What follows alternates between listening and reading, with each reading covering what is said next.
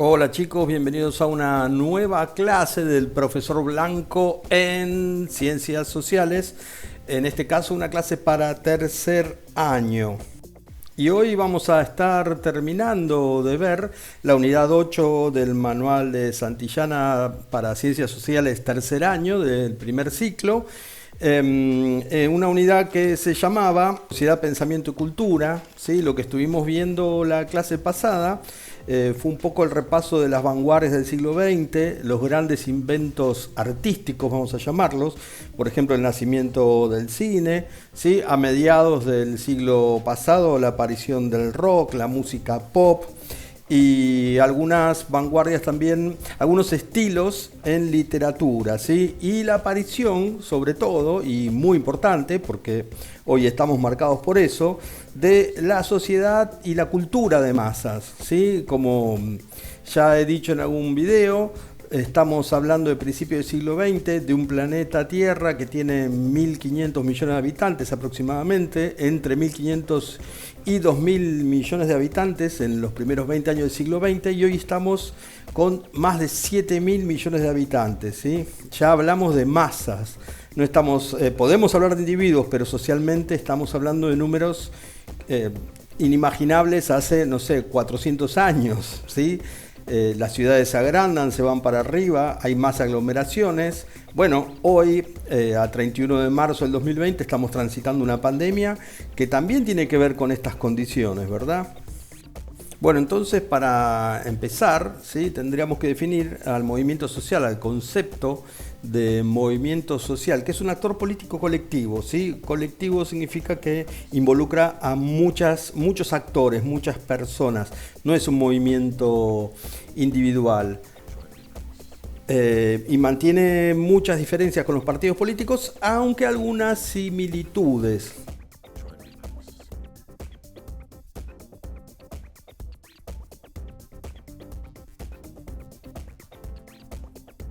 El movimiento social tiene una estructuración orgánica débil, ¿sí? O sea, no tiene todos estos estamentos que tiene el partido político, por ejemplo. El discurso es transversal, o sea que todos pueden aportar, ¿sí? Y es como una voz general que se forma entre todos. También la forma de intervención es no convencional, no es a través de elecciones. Los movimientos sociales intervienen en otros momentos. Pueden intervenir cuando también hay cuando hay elecciones también, mejor dicho. Y en general son opositores al poder, ¿sí? O sea, tienen una relación con el poder que es conflictiva. Para ponerlo un poco más claro, uno puede pertenecer a un movimiento social sin pertenecer a un partido político, sin estar afiliado, sin participar de, por ejemplo, lo que hace el PLD o el PRM, ¿se entiende? O sea, uno puede ser ecologista, ¿sí? Participando de ese movimiento social. Uno puede ser pacifista participando de ese movimiento social sin la necesidad de estar afiliado, ¿sí? A una organización política. Esto tiene la ventaja, por un lado, de quienes descreen de los partidos políticos, igual se involucran en participar en los movimientos sociales. Una desventaja es que a veces los movimientos sociales tienen un momento de ebullición muy fuerte en el que presionan, ¿sí? O pujan para generar cambios en la sociedad, que a veces, si no se llegan a cumplir en el momento de mayor empuje, después se dilata y se diluye eso y se pierde. En cambio, el partido político lo que tiene es que trabaja sostenidamente en el tiempo. Es más difícil para un movimiento social sostenerse durante mucho tiempo, ¿sí? En el caso del movimiento ecologista, ustedes habrán escuchado hablar de, por ejemplo, Greenpeace, que ya es una organización. No es que sea un partido político, pero es una organización con su propia burocracia, ¿se comprende? Y otra característica del movimiento social es que aparece en un momento específico, ¿sí? No aparece en cualquier momento, ¿sí? No aparece al azar, aparece en un momento en que hay algo pasando en la sociedad, ¿sí? Como para que al ser que los factores de poder que están ahí, ¿sí? Los partidos políticos, el gobierno, etcétera, no se están ocupando de esto, empieza a surgir el movimiento social. Por ejemplo, la lucha por de la mujer, por conseguir el voto. ¿Sí? Porque recuerden, las mujeres no podían votar, los únicos que votaban eran los varones. En República Dominicana hasta 1942, en Argentina hasta 1947, en Uruguay recién en 1927. Entonces el movimiento social, ¿sí? Va a surgir en un momento específico. No puede surgir antes, no puede surgir después. Es muy fácil decirlo desde ahora, ¿verdad? Pero la lucha por los derechos raciales en Estados Unidos se dio organizadamente a través de un movimiento social. En cierto momento tiene que aparecer algo que aglutine para que el movimiento social se mueva. Si no son todas luchas individuales, ¿sí? Que al final no consiguen influir en la realidad del momento político, ¿sí? En el que se actúa. O sea, confluyen muchísimas cosas. Bueno, vamos a centrarnos un poco más en lo que dice el texto, ¿sí? En la página 146 habla sobre los nuevos movimientos sociales y sobre el papel de la mujer, esto que estaba diciendo, como la mujer empieza a pedir su espacio, ¿sí? A pedir poder votar. Una lucha que le llevó muchísimos años, y muchas detenciones, muchas mujeres en la cárcel y mucha lucha realmente para conseguir el derecho a voto. Y fíjense que hablé de Uruguay en 1927, ¿sí? Mientras que los hombres venían votando ya desde mediados del siglo XIX. Uno de los movimientos de los que habla esta unidad es el movimiento ecologista, ¿sí? Que no tiene tanta antigüedad, ¿sí? Se habla más o menos de mediados finales de la década de los años 60 del siglo XX, ¿sí? Como el momento en que la gente empieza a preocuparse por la ecología. Es un concepto relativamente nuevo. Greenpeace nace en 1971. Ojo con quedarnos solamente con el modelo de Greenpeace como movimiento ecologista, porque Greenpeace ya ha superado eso, ¿sí? Es una organización a nivel mundial muy grande que recauda dinero, que tiene una estructura estable, es algo diferente. Hoy el movimiento ecologista lucha principalmente contra el cambio climático, contra la deforestación, ¿sí? O sea, trata de proteger a los bosques, la defensa de los océanos, del agua, ¿sí? Ese recurso tan vital. Y hace años ya que existen partidos ecologistas en todo el mundo, ¿sí? En Alemania, por ejemplo, está el Partido Verde. En Australia, como dice el texto, United Tasmania Group, ¿sí? El primer partido ecologista del mundo. Gente que en sus plataformas políticas tiene a la ecología como el punto principal. Después el texto sigue hablando del movimiento pacifista, ¿sí? Al movimiento pacifista se lo relaciona principalmente, aunque erróneamente, sobre todo con los movimientos que se opusieron a la Guerra Fría y a la paz armada que sobrevino a la Segunda Guerra Mundial. Pero realmente pacifistas a lo largo del siglo XX hubo siempre. En la Primera Guerra Mundial hubo pacifistas. Lo que pasa que ante los sentimientos nacionalistas que empujaron a la Primera Guerra Mundial y a la Segunda, quedaron obviamente opacados. A ver, algunos de los nombres más notables, por ejemplo, uno de ellos es Mahatma Gandhi. Martin Luther King también fue otro conocido pacifista. En Estados Unidos la lucha social se dio principalmente, ¿sí?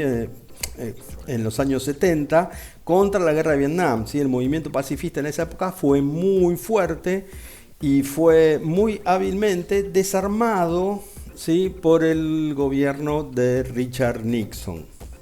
En Estados Unidos existe un movimiento pacifista, pero no es de gran envergadura, ¿sí? Que se viene oponiendo desde la presidencia de George W. Bush a la invasión de Afganistán y de Irak. Cuando hablamos del feminismo o del movimiento feminista nos estamos refiriendo, ¿sí?, a un conjunto bastante amplio y diverso de posturas, ¿sí?, de modelos de pensamiento crítico, ¿sí?, vinculados con la política, con lo económico, con lo cultural y lo social, y lo que tienen en común es su aspiración a la reivindicación de los derechos de la mujer y la conquista de un rol igualitario para la mujer. Esto que decía antes del voto femenino, ¿sí?, ahí es muy notable la diferencia que hay. Hoy, por ejemplo, en el mundo el promedio de lo que ganan las mujeres sigue siendo casi un 33% menos que lo que gana un hombre en el mismo puesto de trabajo, ¿sí? ¿Se entiende? Y por estas cuestiones también luchan los movimientos feministas. Y aspira un poco a repensar los roles asignados tradicionalmente al hombre y la mujer. Y ya no se habla de la igualdad de los sexos, ¿sí?, sino de diferencia de género. Entonces están luchando por obtener derechos propios, ¿sí?, de la mujer. Bueno, ahora hagan una pausa, por favor, tomen una hoja. Bueno, hagan la pausa después que yo termine de explicar, ¿verdad? Tomen una hoja y busquen información sobre Martin Luther King y escríbanla.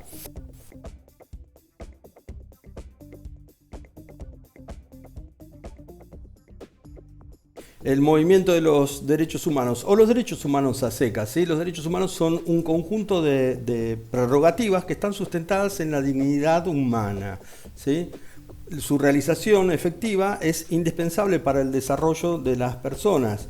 Un derecho humano es el derecho a la vivienda, un derecho humano es el derecho a la alimentación, un derecho humano es el derecho a la educación, el derecho al acceso a la información, por ejemplo, ¿sí? Este conjunto de prerrogativas se encuentran resguardadas y figuran en la Constitución Dominicana y en la Constitución de muchísimos países, ¿sí? También en tratados internacionales a los cuales adhieren los países y en distintas leyes, ¿eh? Son derechos inherentes a todos los seres humanos. Entonces ahora van a hacer una pausa y van a buscar el significado de la palabra inherente. Entonces buscaron el significado de la palabra inherente y voy a repetir la idea, ¿sí? Los derechos humanos son derechos inherentes a todos los seres humanos, sin distinción de raza, nacionalidad, religión, lugar de residencia, sexo, color de piel, lengua, sin ningún tipo de distinción.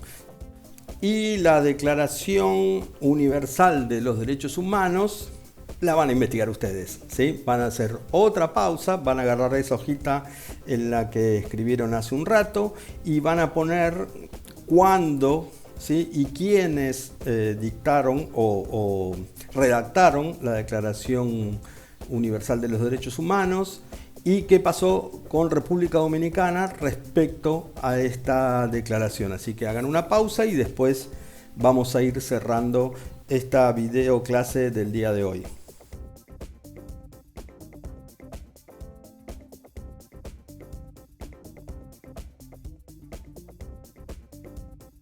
Ya tienen escrita entonces la información sobre la Declaración Universal de los Derechos Humanos que le pedí.